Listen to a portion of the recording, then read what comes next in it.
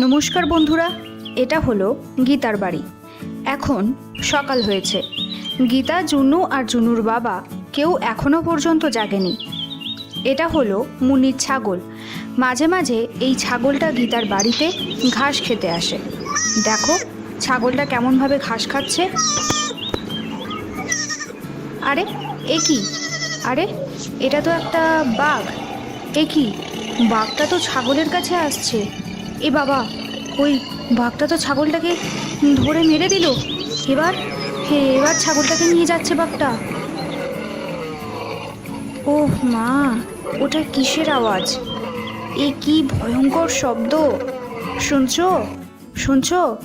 ওঠো তাড়াতাড়ি, ওঠো। আরে গীতা, কেন এত সকাল সকাল জাগাচ্ছ? কি হয়েছে গীতা? শুনছো? কিছু একটার ভয়ঙ্কর শব্দ পেলাম। আমার খুব ভয় লাগছে। আরে তোমার গরুটার খিদে পেয়েছে মনে হয়, তাই চেঁচাচ্ছে। গিয়ে গরুটাকে খাওয়াও। তুমি ঘুমের মধ্যে গরুর আওয়াজকে অন্য কোনো আওয়াজ শুনে ভুল ভাবছো।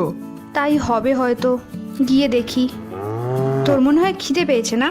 কিন্তু গরুটার সামনে তো ঘাস আছে, তাহলে ওই শব্দটা গরুর নয়। শুনছো?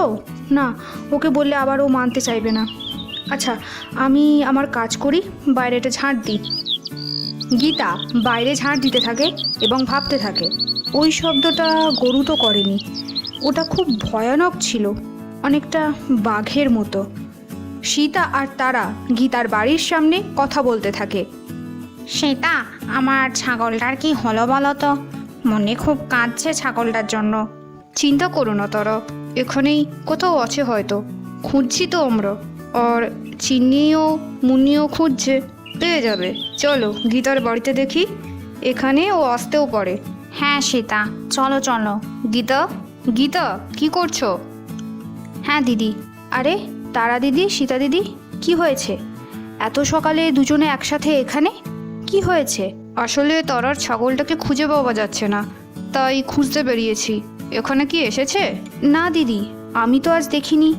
কিন্তু তারা দিদির ছাগলটা মাঝে মধ্যেই আমাদের বাড়িতে আসে ঘাস খেতে, কিন্তু আজ তো আসেনি, দেখিও নি।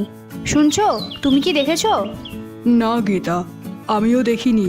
তাছাড়া তারা বৌদি, আজকাল অনেকে বলছে যে তাদের বাড়ি থেকে গরু ছাগল উধাও হয়ে যাচ্ছে। আমার মনে হচ্ছে যে তোমার ছাগলটাও একইভাবে উধাও হয়ে গেছে। গ্রামে যে কি হচ্ছে কিচ্ছুই বুঝতে পারছি না। আরে রাজা, তুমি তো আমাকে আরো ভয় পাইয়ে দিচ্ছ। মুন্নি তো খুব কাঁদছে ছাগলের জন্য। আরে বৌদি, আমি ভয় দেখাচ্ছি না, এমনটা হতেও তো পারে, সেটাই বলছি। রাজা, এভাবে কথা বলে লাভ হবে না। তুমিও কি আমাদের সাথে যাবে খুঁজতে? ঠিক আছে বৌদি, চলো খুঁজবো। গীতা, তুমি সাবধানে থাকো, আমি বৌদিদের সাথে যাচ্ছি, ছাগলটা খুঁজবো, আসছি। ঠিক আছে গো, সবাই মিলে খুঁজতে চলে যায়। কিন্তু এখানে এটা কি? এই ঝোপের মধ্যে কি কিছু আছে? আরে এটা সেই বাঘটা না? দেখো বন্ধুরা, ওই বাঘটা তো গীতার বাড়ির কাছে এই ঝোপঝাড়ের মধ্যেই লুকিয়ে আছে। কি হয় দেখি, চলো। বেচারা মুনির ছাগলটার কি হয়েছে কি জানি, তাড়াতাড়ি পেয়ে গেলে ভালো হয়। জুন্নু, তোমার কি খিদে পেয়েছে? দাঁড়াও যাচ্ছি। গীতা জুন্নুকে নেয়। এরই মধ্যে বাঘটা আবার আসে। আরে আবার ওই শব্দটা! আমি সকালেও এই শব্দটাই শুনেছি। কি ওটা? মা গো, এটা তো বাঘ! আরে বাঘ আসছে! আমার গরুটা! হেই, যা পালা, যা তাড়াতাড়ি যা এখান থেকে, পালা পালা পালা। গীতা গরুটাকে তাড়াতে থাকে যাতে ও পালিয়ে যায়। গরুটা পালায়। গরুটা পালিয়ে যাওয়াতে বাঘটা রাগে গীতার দিকে দেখতে থাকে। মা গো, বাঘ আসছে, তাড়াতাড়ি ছাদে চলে যাই। গীতা জুন্নুকে নিয়ে সিঁড়িতে উঠতে থাকে, আর বাঘটা নিচ থেকে গীতাকে দেখতে থাকে। মা, এবার কি করব? কি করি? জুনুর বাবাকে কিভাবে ডাকবো? আমার খুব ভয় লাগছে। চিন্নি মুন্নি ছাগলটাকে খুঁজতে খুঁজতে গীতার বাড়ির দিকে আসে। মুন্নি, তুমি মন খারাপ করো না। তোমার মা, আমার মা আর রাজা কাকু তো গেছে তোমার ছাগলটাকে খুঁজতে, ঠিক পেয়ে যাবে। আচ্ছা চলো, আমরা গীতা কাকিমাকে জিজ্ঞাসা করি, মায়েরা যাওয়ার পরও ওই ছাগলটা এখানে আসতে পারে। চলো যাই। হ্যাঁ মুন্নি, চলো চলো। হ্যাঁ চিন্নি, চলো যাই। গীতা কাকিমা, গীতা কাকিমা, আরে এটা তো চিন্নির গলা। আরে চিন্নিমুনি তো এদিকেই আসছে। হে ভগবান! কাকিমা, কাকিমা, কোথায় তুমি? চিন্নি, মুন্নি, এদিকে আসবে না, এখানে বাঘ আছে। এ কি, গীতা কাকিমা ছাদে আছে আর কিছু একটা বলছে, শুনতে পাচ্ছি না। কাকিমা তুমি ছাদে কি করছো? তুমি কি বলছো আমি শুনতে পাচ্ছি না। হে ভগবান! চিন্নি এখানে এসো না, এখানে বাঘ আছে। কি বাঘ? হ্যাঁ, আরে মুন্নি ওদিকে দেখো, বাঘ। আরে মুন্নি, বাঘটা আমাদের দিকেই তো আসছে, পালাও তাড়াতাড়ি পালাও, খুব জোরে দৌড়াতে হবে মুন্নি। চিনি মুন্নি দৌড়াচ্ছে আর বাঘটাও ওদের পিছন পিছন দৌড়াচ্ছে। ও, আমরা আর দৌড়াতে পারবো না। এসো মুন্নি, আমরা এই ঝোপের মধ্যে লুকিয়ে পড়ি, এসো তাড়াতাড়ি। চিনি মুন্নি দুজনে ঝোপের মধ্যে লুকিয়ে পড়ে। বাঘটা জোরে দৌড়াচ্ছে। হে ভগবান, বাচ্চাটা কেমন আছে কি জানি। চিন্নি, বাঘটা তো চলে গেছে মনে হয়, আমরা বাইরে যাই চলো।